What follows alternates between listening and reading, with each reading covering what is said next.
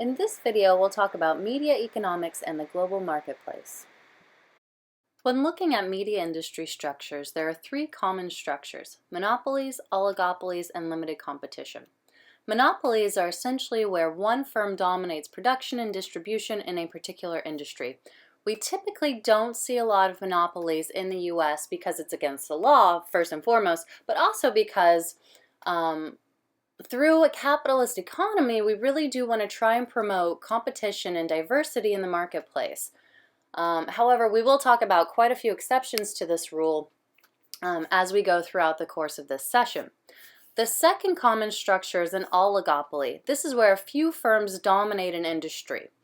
We could see this most likely in our telecommunication industries with regards to wireless companies, so cellular companies like Verizon Wireless or T-Mobile or corporations like that. The third common structure is limited competition. This is where we see many producers and sellers, but only a few products within a particular category. So an example of this might be Apple's iPhone. If we think back at the origination of the iPhone, so the original series, originally Apple had created a contract with solely AT&T to release the iPhone. Therefore, they created a limited competition. If you wanted an iPhone, you had to go to AT&T, and they basically bumped out all of the competition. Over time, however, that grew. You still, up until a few years ago, you still couldn't get the iPhone through every single carrier, although that has changed nowadays. But for a while, you could only still get it through the top brand name cellular carriers. So that's an example of more limited competition. Antitrust laws do a lot of things, but for all intents and purposes for this conversation about mass media, we'll focus on the part of antitrust laws that essentially seek to curb national monopolies. So as legislation, they want to try and prevent monopolies from occurring. One way that media companies get around this is through diversification. So what they end up doing then is never fully dominating one particular media industry, instead diversifying across different types. So one example might be the Disney Corporation. They own companies that create movies, that create toys, that distribute movies, that showcase movies, that create DVDs of movies. Lots and lots of different aspects of an entire industry. So they really are looking or spreading themselves across instead of becoming one giant monopoly of one good.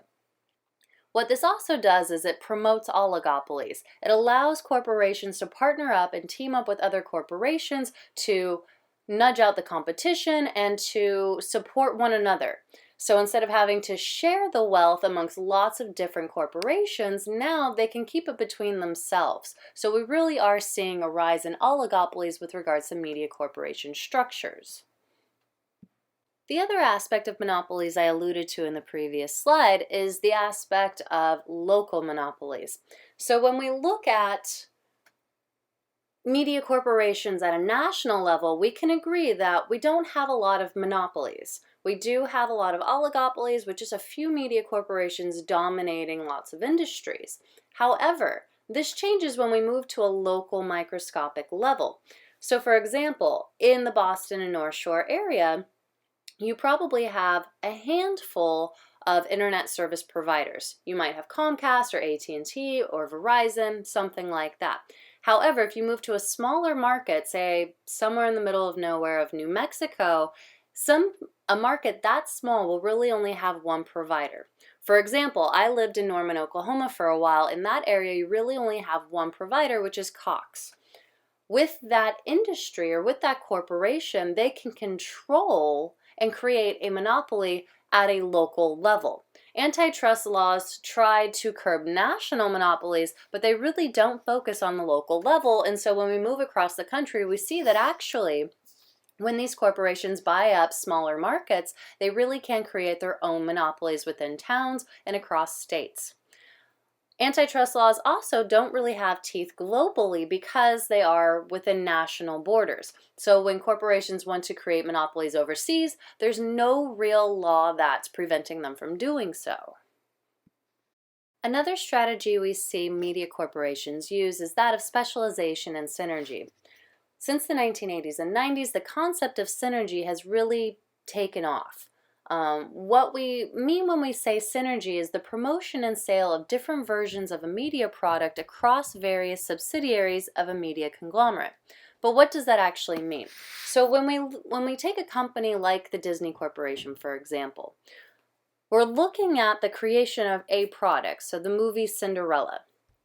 And what we see is that through its various partnerships, the smaller media companies that the Disney Corporation owns, they're able to dominate a whole area of media industry with regards to distribution and creation and displaying in public and buying for home viewing and creating toys that are adjacent to the movie.